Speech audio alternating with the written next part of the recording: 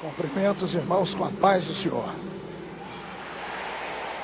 Vamos estar em pé, todos, por gentileza.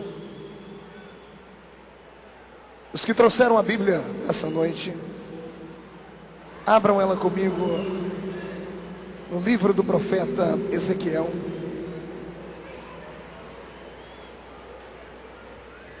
Ezequiel, capítulo de número 1. Glorificado seja o nome do Pai, do Filho e do Espírito Santo. Livro do profeta Ezequiel, capítulo 1.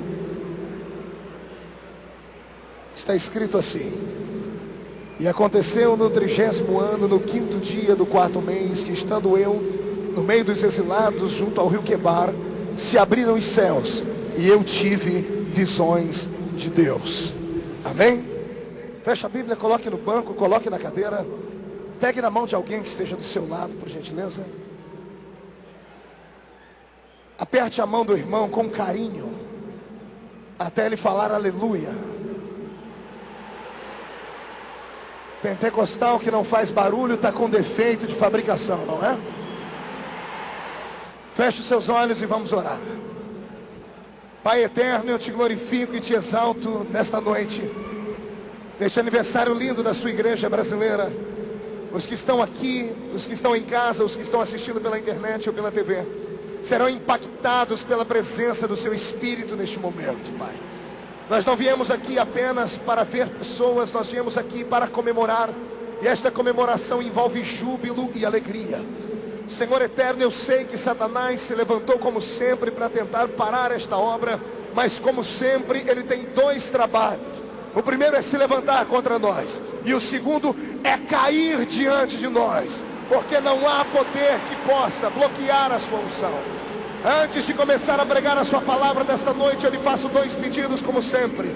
O primeiro é que o Senhor cerque neste estádio, e num raio de 5 quilômetros, onde houver um demônio alojado, eu dou a esses demônios 5 segundos para desaparecerem de Belém, porque se não sumirem, serão queimados pelo poder da sua glória que descerá aqui. O segundo pedido, ó Deus, é um pedido de atrevimento. Se ainda temos crédito contigo no céu, abre a porta do seu céu sobre nós e envia para esta terra anjos nesta noite, que eles desçam trazendo brasas de fogo nas mãos, que comecem a esparramar estas brasas entre nós, e onde houver um crente batizado com o Espírito Santo, renova ele agora, meu Senhor.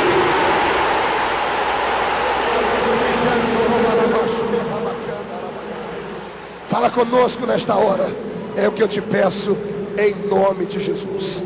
Os que podem, tomem o seu assento, glorificando ao Senhor, porque Ele merece, porque Ele é bom e porque a sua misericórdia dura para todo o sempre. Queridos e amados em Cristo Jesus, eu glorifico a Deus por tudo que Ele tem feito. Fico orgulhoso de pertencer a esta denominação chamada Assembleia de Deus, e acredito que os céus estão em alegria nesta noite. Estamos aqui para honrar aquele que tem nos dado sustentação, e para saber que Ele tem erguido a nossa bandeira bem alto, e para saber que todos os inimigos que se levantaram contra nós não poderão se suster, porque esta, diz o Senhor, é a minha igreja, e as portas do inferno não prevalecerão contra ela. Quero parabenizar ao presidente desta igreja, pastor Samuel Câmara. Muito obrigado pelo convite, muito obrigado pela confiança. Aos cantores que aqui cantaram, aos pastores que aqui reunidos estão. E eu prometo ser fiel nesses minutos que me restam aqui para entregar a você uma palavra profética. Eu não sei como você veio a este ambiente, mas eu posso imaginar como você vai sair daqui. Hoje você não volta andando para casa. Hoje você volta voando nas asas da revelação do Espírito do Senhor. Só quem concorda comigo, dê mais um grito de glória a Deus bem forte e bem alto para assustarmos. Queridos, o texto que o Senhor me deu para a nossa meditação é um texto simples, conhecido e muito pregado. É um texto da história da vocação de um jovem chamado Ezequiel. Ezequiel foi profeta em tempo integral, depois que o Senhor Deus deu a ele algumas visões. E depois dessas visões, a vida deste homem nunca mais foi a mesma. Falar do profeta Ezequiel envolve emoção, envolve dedicação, até porque ele viveu em um tempo de dificuldades. nasceu em um tempo onde os seus sonhos não puderam ser concretizados como ele pensava que seriam. Nasceu em um tempo onde os homens haviam se voltado contra Deus e a punição divina desceu sobre a terra em seus dias. Todos nós, ao olharmos a vida do profeta, nos empolgamos com a visão do vale de ossos secos, nos empolgamos com a sua visão na beira do rio Quebar, quando o Senhor envia um anjo para medir as águas, nos empolgamos com a visão da sua glória em cima dos céus, mas pouco sabemos qual foi o preço que ele pagou para que tudo isto acontecesse. Eu te convido agora a me emprestar o seu coração e a sua mente, e você que está em casa a se ligar conosco aqui, porque os céus vão trepidar sobre nós, e as respostas que você tanto esperava acerca da sua vocação chegarão aos seus ouvidos daqui a alguns minutos. Para falar de Ezequiel, eu tenho que voltar no tempo.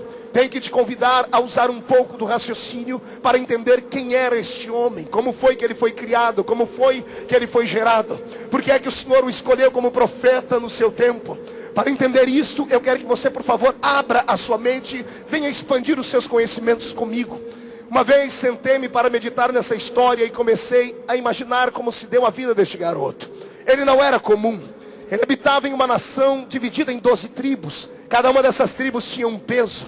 Cada uma dessas tribos tinha uma glória. Cada uma dessas tribos tinha um prestígio. É claro que ele não nasceu na tribo dos vitoriosos, como era a tribo dos homens de Judá.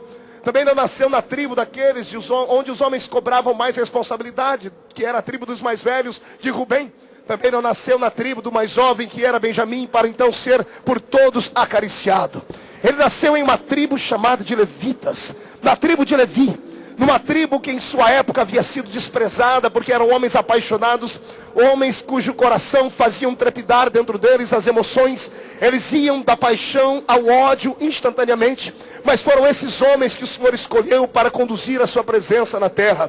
E os levitas, particularmente falando, creio, conquistaram Deus exatamente num tempo onde ninguém queria conquistar. Quando os idólatras que estavam adorando o bezerro de ouro, o Senhor, olhando para Moisés, disse: Moisés, grite no meio do povo quem é que está revoltado com esses idólatras, e esses que estiverem revoltados, que matem os idólatras. E eu posso imaginar Moisés dizendo: Senhor, quem é que vai querer matar o seu irmão aqui? E o Senhor dizendo a ele: há alguém que mesmo crendo em tudo, sabe que eu não reparto a minha glória com ídolos e com nada mais. Eles vão ouvir a sua voz. E esperava talvez Moisés que viesse isso da tribo dos grandes, dos guerreiros, da tribo dos homens de Judá, da tribo dos homens que tinham mais experiência com espada, mas a resposta veio da tribo dos levitas. A resposta veio de uma tribo inusitada e inesperada. E quando os levitas se levantaram para destruir aqueles que idolatravam outros deuses, eles conquistaram o coração de Deus. E a resposta de Deus sobre a vida deles vieram quando eles entraram na terra prometida. O Senhor está repartindo a terra e dando a cada um deles um pedaço da sua porção. Mas aos levitas o Senhor encheu o pulmão de ar e disse a eles: para vocês não restará terra feita de pó. Para vocês a herança é mais sublime e é mais maior. Eu, o Todo-Poderoso Deus, serei a herança dos levitas. E então o Senhor transforma esta tribo na tribo dos adoradores. O Senhor dá a eles a responsabilidade de adorarem. Eram eles quem cuidavam dos utensílios sagrados. Eram eles quem cuidavam de todo o ritual que havia no composto da adoração daquele povo. E eu fico imaginando que neste contexto cresceu Ezequiel. O pai de Ezequiel era um sacerdote, era Buzi. Possivelmente o avô dele havia sido sacerdote. O bisavô dele havia sido sacerdote. O tataravô dele havia sido sacerdote. E os sacerdotes vinham exatamente da tribo dos levitas. Nesse inteirinho histórico cresceu Ezequiel. Cresceu acreditando que tinha uma promessa. A promessa dos levitas. Cresceu acreditando que um dia ele chegaria onde homem nenhum chegou. Que era no Santo dos Santos. Ou melhor, alguns poucos chegaram. Cresceu na terra imaginando que a sua história seria bela como a história do seu pai, como a história da sua mãe, como a história da sua família toda. Cresceu carregando no peito a responsabilidade de trazer sobre si a espiritualidade da sua nação. O rapaz tem agora 17 anos de idade. Faltava apenas um ano para ele sair da escola que o preparava para ser levita e começar a operar dentro do santuário de Deus. Um ano separava entre o grande sonho da sua vida. E é exatamente neste ano fatídico e negro que acontece uma miséria em Jerusalém. Ezequiel dorme e acorda no meio da madrugada com gritos, com barulhos. Não eram barulhos de alegria nem de festa, não eram gritos de adoração. Eram gritos de dores. Eram homens e mulheres que estavam do lado de fora da sua casa sendo esquartejados, sendo arrancados vivos de dentro de suas casas e mortos em praça pública. Ele ouve choro de crianças que não foram perdoadas, que foram trucidadas pelos trotes dos cavalos babilônicos. Ezequiel sai do seu quarto e quando entra na sala de sua casa tem uma visão horrível. O seu pai e a sua mãe estão agora ao fio da espada, mortos, sangrando. Um soldado babilônico, possivelmente pronto a desferir sobre ele um golpe mortal, não faz, porque alguém chega na cena e diz: não mate o garoto, ele é novo, pode ser um grande escravo na nossa nação. E aqui eu quero que você pare para compreender um pouquinho, e depois eu vou aplicar este texto. Eu quero que você imagine agora os sonhos deste rapaz sendo roubados e frustrados. Todos nós conhecemos a história e sabemos que a promessa de Deus para aquele povo era exatamente esse: se pararem de me adorar, se não seguirem o meu caminho, eu vou arrancar vocês dessa terra e vou aprisionar vocês em uma outra terra, até vocês aprenderem a dar a mim aquilo que eu mereço, que é adoração ao santo e poderoso nome que tenho. Quando Ezequiel foi aprisionado, ele não tinha nada a ver com o pecado dos seus pais, ele não tinha nada a ver com o pecado dos seus avós. Ele nunca adorou a Baal, nunca adorou a Astarote, Azera, Marduk, os deuses ou pseudos-deuses da Mesopotâmia. Ezequiel tinha um sonho em crescer naquela terra e ser o homem que falaria com Deus através daquele santo dos santos, lugar sagrado que havia no templo. Mas agora, ao invés de receber das suas mãos a presença da Torá bíblica que guiaria a vida dele para todo sempre, ele recebe grilhões. Ao invés de receber sobre os seus pés uma unção especial, ele recebe peso de grilhões. E ele é arrastado pelas ruas de Jerusalém até sair daqueles portões. E ao olhar para trás, ele vê uma cidade incendiada, muros arrancados e quebrados, portões em chamas. Os seus pais já não existem mais. O peito do rapaz está ardendo com dores, como dores sentem aqueles que têm um sonho e o seu sonho parece nunca se concretizar. E arrancado para dentro de Babilônica, ou melhor, para dentro da cidade de Babilônia, passa preso ali 5 anos que pareciam uma eternidade. E nestes 5 anos, o menino que sonhava em ser um sacerdote desce ao nível de palhaço, desce ao nível de escravo. Está agora recebendo sobre os seus ombros uma cana. Na ponta desta cana temos um balde com água, na outra um balde com argila. E durante 5 anos ele passa fazendo o percurso do rio Quebar até a grande cidade, arrastando argila e barro, ajudando Babilônia a crescer na sua arquitetura. Eu vejo Ezequiel e posso imaginar a dor. Posso imaginar ele sentado entre os cativos de Babilônia e ouvir os soldados dizerem a ele: ei, judeu, cante um cântico de Sião para a gente. Fale alguma coisa bonita. Traga de volta aquela alegria que vocês tinham lá. E eu posso imaginar Ezequiel falando com Deus e dentro de si dizendo: como posso eu cantar um cântico de vitória numa terra estranha? Neste exato momento, eu penso que os céus se movem e o eterno Deus procurando alguém naquela terra, porque mesmo dentro de um cativeiro, é possível ter uma experiência brilhante e poderosa com o eterno Deus. O recado que Deus me mandou, pastor Samuel, aos 96 anos da Assembleia de Deus, aqui no Pará, e eu sei que essas fitas vão percorrer o Brasil inteiro, e eu sei que muitas pessoas talvez não vão compreender, vai causar algum tipo de desconforto, mas eu não estou aqui para falar aquilo que nós queremos ouvir, mas aquilo que nós precisamos e devemos ouvir. A minha geração é uma geração parecida com a geração de Ezequiel. A nossa geração cresceu ouvindo promessas, promessas de curas, promessas de milagres, promessas de que veríamos a glória do Senhor. Eu lembro que há 20 anos atrás, quando eu congregava em uma igreja pequenina, onde nós não tínhamos uma aparelhagem de som como essas, onde nós não tínhamos homens e mulheres que falavam a língua portuguesa perfeitamente, ouvia profecias de que um dia a nossa geração seria liberta de uma vez por todas das mãos do diabo e nós dominaríamos esta nação. Mas parece que este sonho está se transformando, ou melhor, está ficando distante de nós, porque o mundo parece estar abraçando a nossa fé.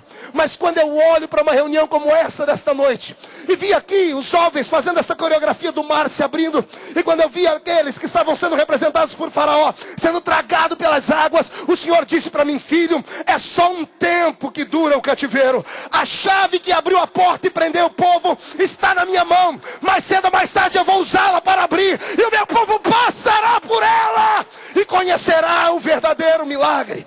Se você quer uma palavra profética, ergue a sua mão para cima, por favor. Chacoalhe a sua mão direita bem forte e bem alto.